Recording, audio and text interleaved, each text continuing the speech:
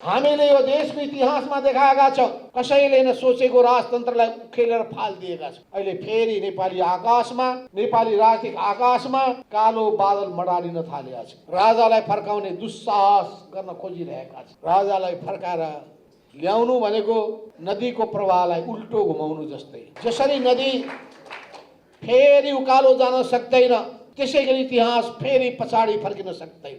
इतिहासको प्रवाह अगाडि बढिसकेको छ, यो पछाडि जान सक्दैन। अफगानिस्तानमा पनि त्यहाँका राजाले फेरि राजा बन्न चाहे, धेरै कोसिस गरे तिनले, तर अफगानी जनताले मानेनन्। उनी थानको लागेर बसे। यो राजा, पूर्व राजा ज्ञानेन्द्र र उनको परिवारको चुरीफुरी बढेको छ।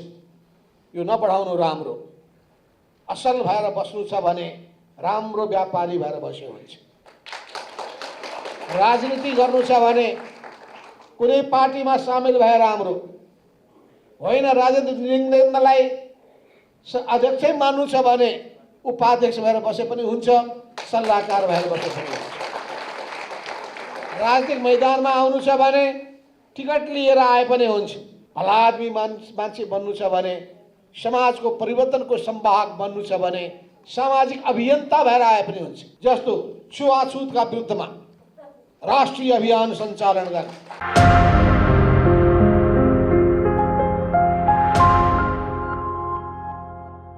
गर्ने यो संस्था अनेरा शिविरले अखिल एप्स आज सार्वजनिक गरेको छ र सँगसँगै सदस्यता वितरण गर्ने अभियान सुरु गरेको छ। यस कार्यक्रमका अध्यक्ष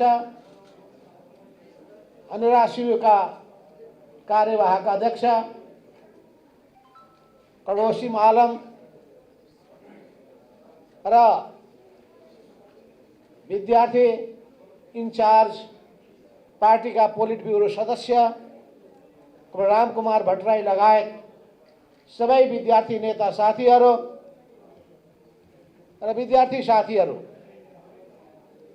आज एउटा नयाँ कामको प्रारम्भ गरेको छ। अनेरा शिविरले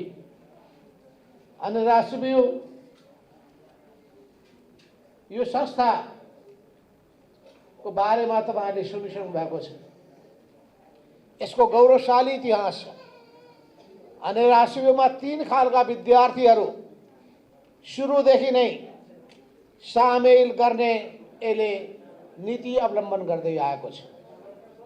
एउटा देशभक्त नेपाली विद्यार्थीहरू, दोस्रो प्रगतिशील मान्यता बोकेका विद्यार्थीहरू र तेस्रो जनवादी सोच र संस्कार बोकेका विद्यार्थीहरू। त्यस हुनाले अनेरा शिविरलाई देशभक्त, प्रगतिशील र जनवादी विद्यार्थीहरूको संगठनको रूपमा हामी भन्दै आएका छौँ, परिचित गराउँदै आएका छौँ। समाजवादको झण्डा बुलन्द गर्दै अगाडि बढिरहेका नेपालको कम्युनिस्ट आन्दोलनका सबै पक्ष पोषकहरूले आज परिवर्तनको झण्डा बुलन्द गर्नुपर्छ। र हिजो हामीले राजतन्त्रलाई उन्मूलन गर्नका लागि, सामन्तवादलाई समाप्त पार्नका लागि, राज्य सत्ताबाट उनीहरूलाई तल झार्नका लागि राजनीतिक क्रान्ति गरेका थियौं। र क्रान्ति सामान्यतया 4 क्षेत्रमा क्रान्ति भनेर भनिन्छ।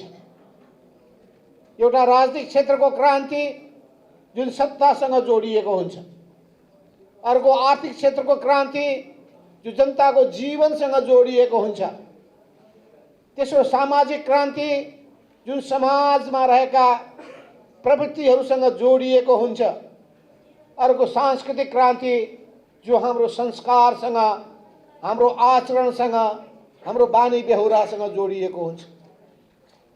तर त्योभन्दा पनि अरू विभिन्न क्षेत्रमा क्रान्तिहरू भइरहेका छन्। र त्यो क्रान्ति विज्ञान र प्रविधिको क्षेत्रमा भएका क्रान्तिहरू, साइन्स एन्ड टेक्नोलोजी, विज्ञान र प्रविधि र यस विज्ञान र प्रविधिको क्रान्तिको सन्दर्भमा औद्योगिक क्रान्ति भएको तपाईलाई थाहा छ होला। प्राविधिक क्रान्ति हुन थाल्यो, टेक्नोलोजिकल रेभोल्युसन। पहिले यसलाई भनिन्थ्यो इन्डस्ट्रियल रेभोल्युसन, पछि टेक्नोलोजिकल रेभोल्युसन, अब विज्ञान र प्रविधिको यो रेभोल्युसन आईटी क्षेत्रमा देखा परेको छ। इन्फर्मेसन टेक्नोलोजी अहिले त्योभन्दा अगाडि बढिसकेको छ। अब आईटी भनिँदैन, आईटी भन्दा अगाडि बढेर आईसीटी पनि भनिन्छ। त्यो इन्फर्मेसन एन्ड कम्युनिकेसन टेक्नोलोजी, यो दुईटैको कम्बिनेसनका साथ जसले आफ्ना काम र गतिविधिहरू अगाडि बढाइरहेका छन्, उनीहरूको काम अत्यन्तै फास्ट हुने गर्दछ।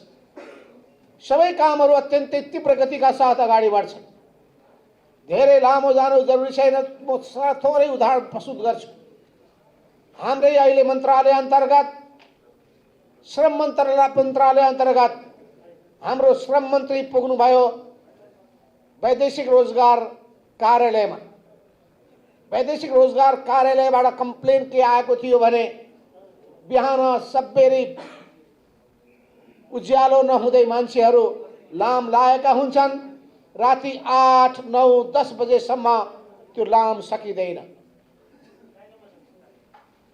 उनीहरूलाई दिनभरि कति हैरानी हुँदो होला, खानाको समस्या र अरू जाडो याममा जाडोको समस्या, गर्मी याममा गर्मीको समस्या, त्यसपछि खर्चको समस्या, शरीर बिरामी हुन सक्ने समस्या। अनि उहाँ त्यहाँ पुग्नुभयो र उहाँले तुरुन्तै एउटा सिस्टम सुरु गर्नुभयो। त्यो एप्सको चाहिँ इन्ट्रोड्युस गर्नै पर्छ। त्यो गर्न थालिसकेपछि त्यसलाई उहाँले एकदम छिटो गर्न थालेपछि 3 बजे 4 बजेसम्ममा काम सकियो, बिहान 10 बजेदेखि 4 बजेसम्म। अहिले तपाईँ देख्नुहुन्छ पासपोर्ट लिन जाने मान्छेहरू पनि लाइन लागेको हुन्छ, अस्पतालमा पनि मान्छेको क्यू लागेको हुन्छ। हामीले विज्ञान र प्रविधिको प्रयोग राम्ररी गर्न सकेको कारणले हो। चीनको एउटा गाउँमा म पुगेको थिएँ। गाउँको अस्पताल मलाई हेर्नका लिएर गए। अस्पतालमा म जब प्रवेश गरेँ, गाउँका ती किसानहरूले हातमा एउटा कार्ड लिएका छन्। त्यो कार्ड लिएर उनीहरूले मेसिनमा त्यसपछि त्यो छिराए। ठ्याक्क उसले सोध्यो तपाईलाई कस्तो कस्तो बिमारी छ सोध्यो त्यसले।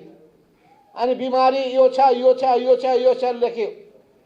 ज्वरो कस्तो छ या अरू सबै पक्षहरू, खोकी लाग्छ लाग्दैन सबै भरिसकेपछि तपाईलाई यस्तो खालको बिमारी भएको छ भने त्यो मेसिनले जवाब दिन्छ।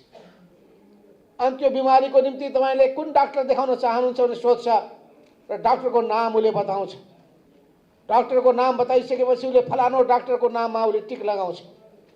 अनि त्यो मेसिनले भन्छ यो डाक्टर यति दिनसम्म व्यस्त हुनुहुन्छ, उहाँलाई यति बजे यो दिनमा मात्रै फुर्सद छ भनेर त्यो मेसिनले भन्छ।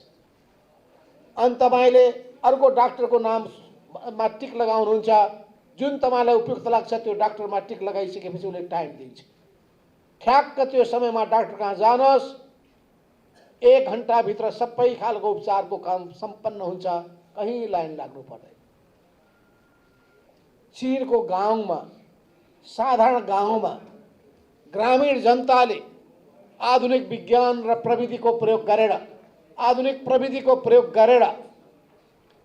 शरीर विज्ञान उपचारको प्रणालीमा उनले जसरी त्यहाँ प्रयोग भएको, त्यहाँ जनताको हितमा लगाएको कुराहरू देख्दाखेरि म त दङ्ग परेँ। र अहिले संसारमा यो विज्ञान र प्रविधिको क्षेत्रमा को छ सबभन्दा अगाडि, त्यो प्रतिस्पर्धा चलिरहेको छ। म तपाईँ विद्यार्थी साथीहरू, अहिले तपाईहरुको माझमा उभिँदाखेरि म आफ्नो पुरानो कुरालाई स्मरण गरिरहेको छु। मैले पनि आजभन्दा 54 वर्ष पहिले कलेजको प्राङ्गणमा प्रवेश गरेका थिएँ। कलेजको प्राङ्गणमा प्रवेश गर्दाखेरि त्यतिखेर विद्यार्थीको आन्दोलन चलिरहेको थियो र 2026 सालमा आजभन्दा 52 वर्ष पहिले म अनरासियोको विद्यार्थीको नाताले म त्यहाँको चुनावमा उम्मेदवार भएको थिएँ। चुनावमा कम्पिटिसन भएको थियो कांग्रेस पार्टीसँग, नेभी सँगसँग र नेभीसँग हामी प्रतिस्पर्धीको रूपमा उभिएका थियौँ। म आफ्नो क्लासबाट जितेँ अनि क्लास रिप्रेजेन्टेटिभको रूपमा त्यहाँ सोभियुको विधान कस्तो बनाउनु पर्दछ भन्ने आन्दोलन चलिरहेको थियो।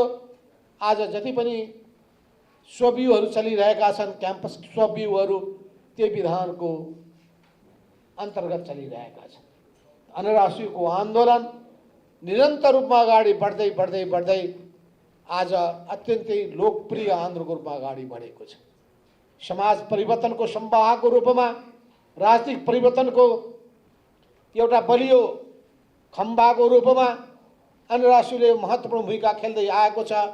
त्यसो हुनाले म अनरासियोका साथीलाई भन्न चाहन्छु, तपाईहरूले नै भोलि गएर यो देशको जिम्मेवारी सम्हाल्नुपर्छ। त्यसो हुनाले तपाईहरूमा ती सबै गुणहरू हुनुपर्दछ।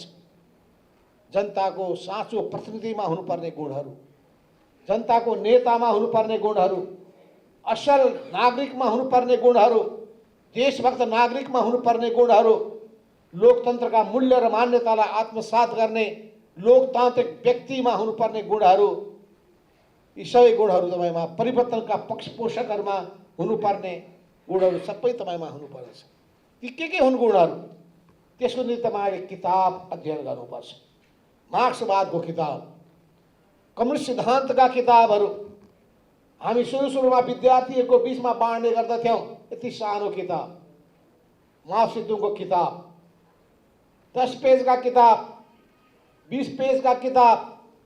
अनि त्यो किताब मार्क्सवाद भनेको के हो, समाजलाई परिवर्तन गर्ने कसरी, यी सबै कुराहरू विद्यार्थीहरूका माझमा हामी पुर्याउने गर्दथ्यौँ। अब यी सबै खालका यस्ता रचनाहरू अब एप्सबाट जान सकिन्छ, पठाउन सकिन्छ सजिलै। र ती एप्सको माध्यमबाट तपाईँले प्रशिक्षणमूलक सामग्रीहरू पनि पठाउन सक्नुभयो भने त्यसको अध्ययन हुनेछ। अध्ययन गर्नुपर्ने हुन्छ। तपाईँले अध्ययन गर्नु भयो कि भएन भन्ने बारेमा परीक्षा पनि लिनुपर्छ। परीक्षामा जो पास हुनुहुन्छ अनि तपाईँहरूको प्रमोसन हुन्छ। जसरी क्लासमा पास भएपछि मात्रै क्लास टप्नुहुन्छ, तपाईँ फेल भएपछि फेरि कुर्नुपर्छ। पहिले त 1 वर्ष कुर्नु पर्थ्यो, अहिले 2 महिनाको समय पनि दिने गरेका छ। हामी पनि समय दिउँला, तर पास हुनै पर्छ, उत्तीर्ण हुनै पर्छ। सर्वोत्कृष्ट तपाईँले अङ्क हासिल गर्ने आँट गर्नुपर्छ, त्यो सङ्कल्प गर्नुपर्छ र मेहनत गरियो भने सफल पक्कै होइन्छ। एउटा भनाइ छ, nothing is impossible in the world. संसारमा असम्भव भन्ने कुनै पनि चिज छैन। If you dare to scale the height, यदि तपाईँ सगरमाथाको चुचुरोमा पुग्ने आँट गर्नुहुन्छ भने। हामीले देखाएका छौँ, हामीले यो देशको इतिहासमा देखाएका छौँ, कसैले नसोचेको राजतन्त्रलाई उखेलेर फालिदिएका छौँ। अहिले फेरि नेपाली आकाशमा, नेपाली राजनीतिक आकाशमा कालो बादल मडारिन थालेका छ। राजालाई फर्काउने दुस्साहस गर्न खोजिरहेका छन्।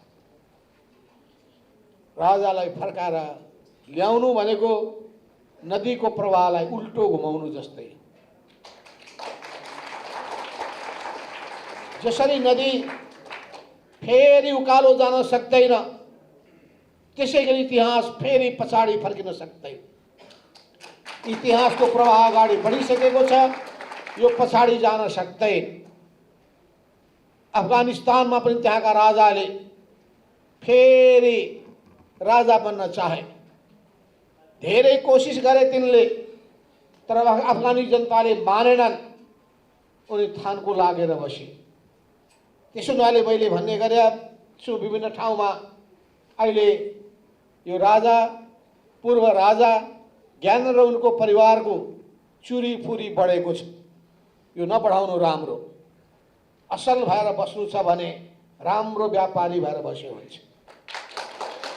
राजनीति गर्नु छ भने कुनै पार्टीमा सामेल भए राम्रो होइन। राजनीति निर्णयलाई अध्यक्षै मान्नु छ भने उपाध्यक्ष भएर बसे पनि हुन्छ, सल्लाहकार भएर बसे पनि हुन्छ। राजनीतिक मैदानमा आउनु छ भने टिकट लिएर आए पनि हुन्छ। होइन, भलादमी मान्छे बन्नु छ भने, समाजको परिवर्तनको संवाहक बन्नु छ भने सामाजिक अभियन्ता भएर आए पनि हुन्छ। सामाजिक अभियन्ताहरू समाजमा रहेका समस्याका विरुद्धमा उभिएका हुन्छ। जस्तो छुवाछुतका विरुद्धमा राष्ट्रिय अभियान सञ्चालन गर्ने, गाउँ गाउँलाई छुवाछुत मुक्त वडाको रूपमा घोषणा गर्ने, गाउँको रूपमा घोषणा गर्ने, पालिकाको रूपमा घोषणा गर्ने र भन्ने यो गाउँमा छुवाछुत गर्न निषेध छ गर्ने व्यक्ति दण्डित हुनेछ। त्यसैगरी महिला हिंसाका विरुद्धमा सामाजिक अभियन्ताको रूपमा अगाडि बढ्ने, महिलाहरूमाथि दुर्व्यवहार गर्ने, चाहे त्यो हत्याको कुरा होस् या उनीहरूको माथि यातनाका कुरा होस्, यौन हिंसाका कुरा होस्, त्यसका विरुद्धमा अभियन्ताको रूपमा अगाडि बढ्ने। त्यसैगरी गरिबलाई अत्याचार गर्ने धनीहरू, शोषक सामन्तहरू, त्यसका विरुद्धमा अभियान सुरु गर्ने। यी सबै अभियानहरू युवालाई रोजगारी प्रदान गर्नका लागि, सिकाउनका लागि, शिक्षा हासिल गर्नका लागि अभियान सुरु गर्ने। अभियानका अनेक रूप हुन सक्दछन्। जनताको चाहना के छ, समयको माग के छ, त्यस ठाउँको आवश्यकता के छ, त्यसको राम्रो अध्ययन गरेर अगाडि बढ्ने हो भने त्यो संस्था लोकप्रिय हुन्छ र त्यो संस्थालाई सबैले रुचाउँछन्, मन पराउँछ। त्यस हुनाले हाम्रो पार्टी नेपाल कम्युनिस्ट पार्टी एकीकृत समाजवादी अहिले नयाँ अभियानको अभियन्ता भएर अघि बढ्न चाहन्छ। यो नयाँ अभियानको अभियन्तामा तपाईहरुले होस्टेमा हैसे मिलाउँदै अगाडि बढ्नुपर्छ। हामी लकीरका फकीरको रूपमा चल्न चाहँदैन। हामी पुरानै मात्रै कुराहरुमा अलिअलि चाहँदैनौँ। दुई तीनवटा कुरा हुँदा रहेछन्। कसैले एउटा किताब लेख्नु भएको छ हाम्रो चन्द्रदेव जोशीजीले, मार्क्सवादको किताब। त्यो पढ्नु होला, मोटो छ किताब, तर त्यहाँ विश्व कम्युनिस्ट आन्दोलनको पनि ज्ञान छ। त्यहाँ समाजवादी देशका अनुभवहरू पनि छन्। त्यहाँ नेपाल कम्युनिस्ट आन्दोलनको बारेमा पनि छ। कतिपय कुरा उहाँका आफ्ना निजी सोच र धारणा पनि छन्। तर किताब पढ्ने कुराले नोक्सानी गर्दैन। कार्ल मार्क्सले सबै खालका रचनाहरू पढ्नु भएको थियो र त्यसको विवेचना गर्नुभएको थियो। बेठिकलाई बेठिक भन्नुभएको थियो र ठिकलाई ग्रहण गर्नुभएको थियो। हामी मार्क्सका अनुयायीहरू हौँ। मार्क्सवादको सिद्धान्तमा प्रशिक्षित भएर अघि बढ्न चाहने योद्धाहरू हौँ। त्यस हुनाले हामी कम्युनिस्ट आन्दोलन, कम्युनिस्ट सिद्धान्तलाई आत्मसात गरेर अगाडि बढ्छौँ। कसैले 10 थरीका कुराहरू गर्छन् कि कम्युनिस्टहरू अधिनायकवादी हुन्छन्। होइन, कम्युनिस्टहरू अधिनायकवादी हुन्छन् भन्ने पूर्ण रूपमा सत्य होइन। कम्युनिस्टहरू भित्र पनि अधिनायकवादी जन्मिन सक्छ। पुँजीवादी भित्र पनि अधिनायकवादी जन्मेका छन्। हिटलर के कम्युनिस्ट थिएन, तर उनी सबभन्दा ठुलो तानाशाह थिए। उनको समयमा 2 करोड मान्छेहरू मरे, उनीहरूको ज्यान गयो दोस्रो विश्वयुद्धमा। जुन आरोप लगाउन खोजिएको छ त्यो गलत हो भनेर पुष्टि गर्नका लागि नै हामीले जनताको बहुदलीय जनवादको विचारलाई अगाडि सारेका हौँ। यो जनताको बहुदलीय जनवादले लोकतन्त्रका मूल्य र मान्यतालाई आत्मसात गर्दछ। पार्टीको लोकतान्त्रिकरण गर्न चाहन्छ, समाजको लोकतान्त्रिकरण गर्न चाहन्छ, राज्य सत्ताको लोकतान्त्रिकरण गर्न चाहन्छ र लोकतान्त्रिक परिवेश निर्माण गर्न चाहन्छ। लोकतान्त्रिक परिवेश भनेको सबैले आफ्नो कुराहरू राख्न पाउने, सबैका कुराहरू सबैले सुन्न पाउने। आलोचना छ भने पनि त्यसलाई सुन्ने धैर्यता राख्ने, विविध विचारहरूको बीचमा प्रतिस्पर्धा हुन दिने, विभिन्न संगठनको बीचमा प्रतिस्पर्धा हुन दिने, सही र गलतको बीचमा प्रतिस्पर्धा हुनेछ। सहीको जित हुन्छ, गलतको हार हुन्छ।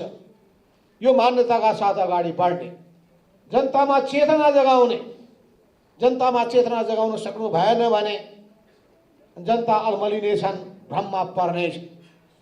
त्यसो हुनाले हामी आधुनिक ज्ञान र आधुनिक चेतना जनतामा सम्प्रेषण गर्न चाहन्छौँ। यी सबै कुराको आधारमा हामी यस्तो नागरिक तयार गर्न चाहन्छौँ जसले देश निर्माण गर्ने एउटा ठुलो अठोट बोकेको होस्, नयाँ नेपालको निर्माण गर्ने सपना बोकेको होस्, जसले सपना केही पनि राख्दैन, देश निर्माणको जसले परिकल्पना गर्दैन, जससँग कुनै पनि भिजन छैन, दिमाग शून्य छ भने त्यो पार्टी, त्यो नेता, त्यस्ता मान्छेबाट केही पनि हुँदैन। त्यो कामै नलाग्ने मान्छेको रूपमा दर्ज हुन्छ र त्यो यथास्थितिवादीको रूपमा सीमित हुन पुग्दछ। हामी यथास्थितिमा रमाउन चाहँदैनौँ। हामी निरन्तर परिवर्तनमा विश्वास गर्दछौँ, निरन्तर अग्रगतिको निम्ति अघि बढ्न चाहन्छौँ। त्यसो हुनाले प्रतिगमनका विरुद्धमा अग्रगमनको पक्षमा हामी उभिन्छौँ। असल कुराहरू जोगाउन चाहन्छौँ, बेठिक कुराहरू हटाउन चाहन्छौँ, राम्रो कुरालाई अगाडि बढाएर लान चाहन्छौँ, अरूलाई पनि राम्रो कुराले प्रशिक्षित गर्न चाहन्छौँ। वो असल चिजहरूको, असल गुणहरूको हामी पक्षपोषकको रूपमा आफूलाई देखाउन चाहन्छौँ। यस अर्थमा कम्युनिस्ट पार्टीभित्र तपाईँलाई थाहा छ वर्ग दृष्टिकोण हुन्छ, सर्वहारा वर्गीय दृष्टिकोण, र त्यो दृष्टिकोण भनेको हामी गरिबहरूको पक्षमा उभिन्छौँ। सिधा कुरा छ, हामी गरिब, अन्याय र अत्याचारमा पिल्सिएका त्यस्ता जनताका हिमायती हुन्छौँ। हामी शोषक सामन्तका विरोधी हुन्छौँ, हामी अत्याचारीहरूका विरोधी हुन्छौँ।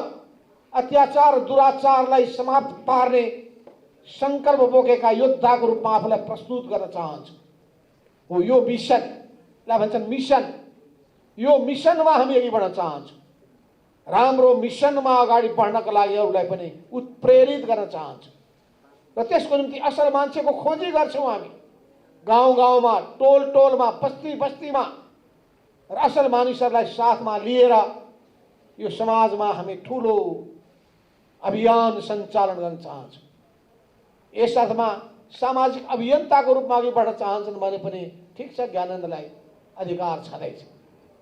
तर फेरि अब म राजा बनाउला, वंशको शासन चलाउला, नारायणहिटीमा कब्जा गरौँला भनेर अझै पनि मनमा छ भने त्यो भ्रम नपाले हुन्छ। नभए अहिले पनि जुन हैसियत छ त्यो हैसियत रहँदैन। हामी जिउँदैछौँ, हामी बाँचेकै छौँ र हिजोको आन्दोलनको स्पिरिट बोकेर अगाडि बढ्ने हजारौँ लाखौँ योद्धाहरू जन्मिसकेका छन्। त्यो मशाल, परिवर्तनको मशाल बोकेका नयाँ पुस्ता जागिसकेको छ, विद्यार्थी जमात अगाडि बढिसकेको छ, युवा सङ्घ, अन्यराशियु जस्ता संस्थाहरू गतिशील भइसकेका छन्। त्यसो हुनाले अब प्रतिगामीहरूको कुनै भविष्य छैन। कम्युनिस्ट पार्टीभित्रका मान्छेले प्रतिगमनको काम गर्दा त्यसलाई हामीले चुनौती दिएका छौँ। केपी ओलीको प्राइभेट लिमिटेड कम्पनीमा परिणत भएको नेकपा एमाले प्रतिगमनको बतियार बन्न पुग्यो, संविधानमाथि धावा बोल्न पुग्यो र पाउँदै नपाएको अधिकार, दिँदै नदिएको अधिकार बलजफ्ती प्रयोग गर्दै प्रतिसभालाई भङ्ग गर्न पुग्यो। संविधान बनाउँदाखेरि हामीले पहिले जस्तो कुनै पनि प्रधानमन्त्रीले जतिखेर लहर चल्यो प्रतिसभा भङ्ग गर्यो, यो काम नहोस् भन्नका लागि, प्रतिसभाको स्थायित्वका लागि संविधानमा हामीले व्यवस्था गरेका थियौँ।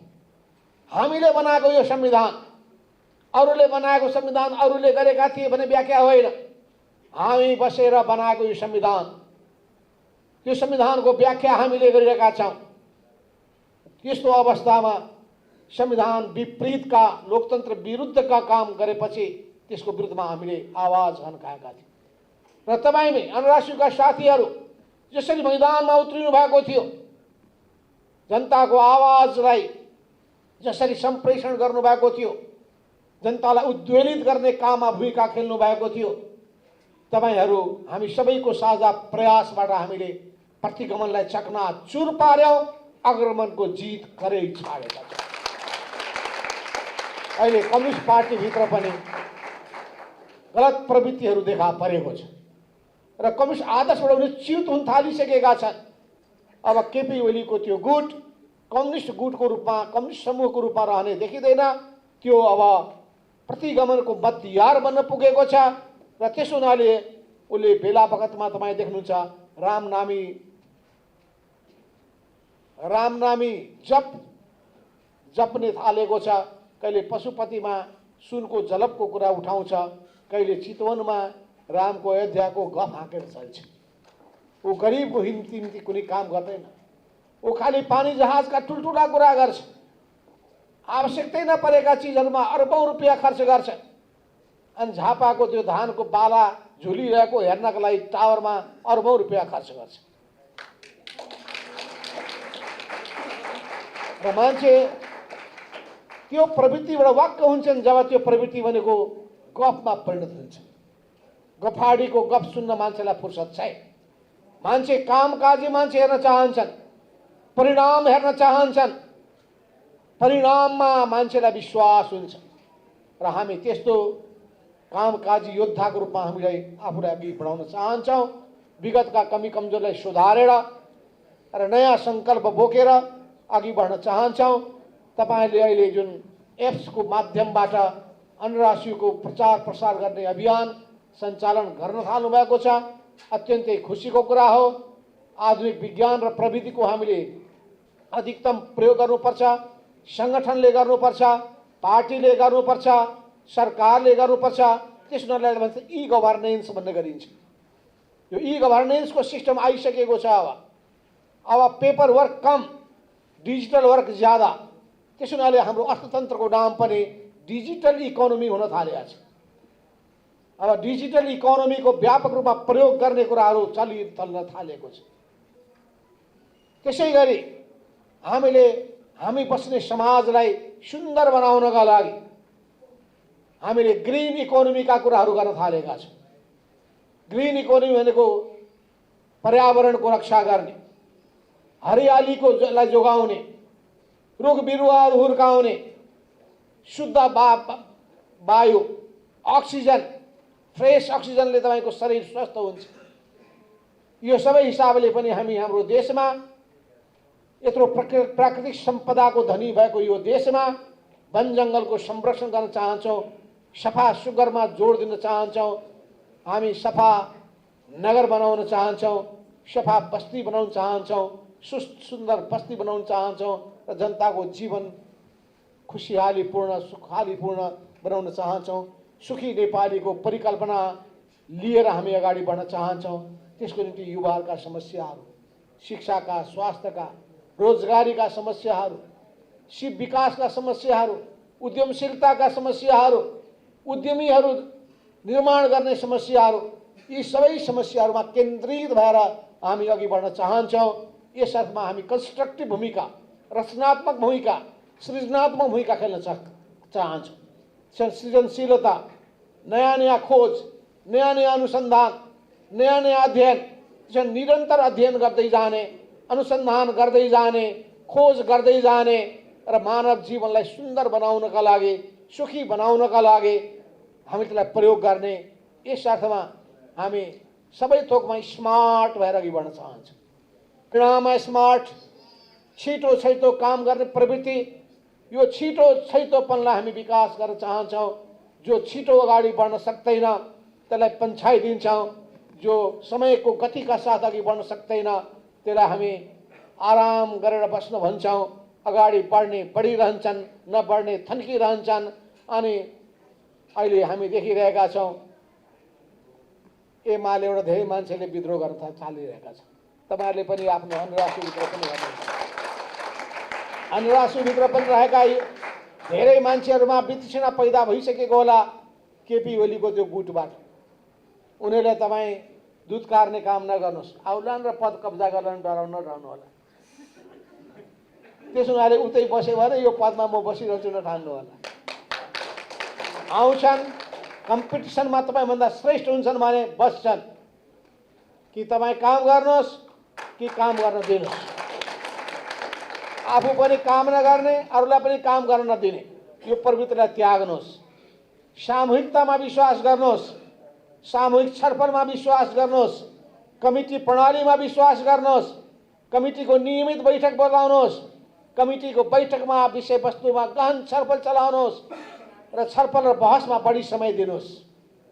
लामो छलफलपछि निस्किने निष्कर्ष, त्यो निष्कर्षको आधारमा अगाडि बढ्नुहोस्। बनाइएका योजनाहरू लागू गर्ने ढङ्गले अगाडि बढ्नुहोस्। जसले छिटो काम सम्पन्न गर्यो त्यसलाई प्रशंसा गर्नुहोस्, त्यसलाई पुरस्कृत गर्नुहोस्। जसले राम्रो काम गर्न सकेन र ढिला ढाला ढङ्गले चल्न थाल्यो भने त्यसलाई फेरि सिक्नका लागि अवसर दिनुहोस्, त्यो ठाउँ छोड्नका लागि प्रेरित गर्नुहोस्। त्यसो हुनाले हामी चाहन्छौँ यो समयको गतिका साथ अगाडि बढौँ। समयको गतिभन्दा पनि तीव्र वायुपङ्खी वेगको घोडाको गतिका साथ अघि बढौँ। त्यसो हुनाले विभिन्न देशहरूमा तपाईँ देख्नुहुन्छ विभिन्न स्पिडको नाम राखेका छन्। छोल्लीमा स्पिड, अनेक स्पिड। त्यो स्पिडले के बताउँछ भने तीव्र गतिका साथ जाउँ। हामी कहाँ कुनै सडक बनाउनु पर्यो भने वर्षौँसम्म लाग्छ। एयरपोर्ट बनाउनु पर्यो भने 10 वर्ष 15 वर्ष लाग्छ। अरू देशमा 1 वर्ष 1.5 वर्ष 3 वर्षमा एयरपोर्टहरू तयार हुन्छ। 1 वर्षमा अहिले भारतले सुरु गरिसकेको छ। 1 वर्षमा 1000 किलोमिटर रोड कम्प्लिट गर्ने गरेका छ। हामी कहाँ 2 किलोमिटर पनि पिच बन्न सकेका छैनौँ। मूल बाटाहरू नै पुरै खाल्डा खुल्डी युक्त हुने गर्दछ। यो सबै चिजमा परिवर्तन गर्नुपर्छ। हाम्रो अहिलेको राज्य सञ्चालनको तरिकामा पनि परिवर्तनको आवश्यकता छ। यहाँ भएको भ्रष्टाचारले पुरै चुल्लुममा डुबेको हाम्रो संस्कार, यसमा परिवर्तन गर्नुपर्ने आवश्यकता छ। अब सेवा भावनाबाट, समर्पित भएर लाग्ने भावनाबाट र काम र परिणामको आधारमा मूल्याङ्कन गर्ने तरिकाबाट हामीले अगाडि बढ्नुपर्ने भएको हुनाले हामी त्यही मान्यताका साथ अघि बढिरहेका छौँ। अन्तर्राष्ट्रिय पनि त्यही बाटोमा अगाडि बढोस्। तपाईँहरूको उत्तरोत्तर प्रगतिको कामना गर्दै अहिले यो जुन तपाईँले एउटा नयाँ सुरुवात गर्नुभएको छ, यो सुरुवातको निम्ति म धेरै धेरै धन्यवाद दिँदै हाम्रो आरती लामालाई विशेष रूपमा धन्यवाद। ओसीदेखि लिएर सारा नेताहरू, फेरि कसको नाम लिन सबैलाई धन्यवाद दिँदै म आफ्नो मन्तव्य यही टुङ्ग्याउँछु। हस्त धन्यवाद।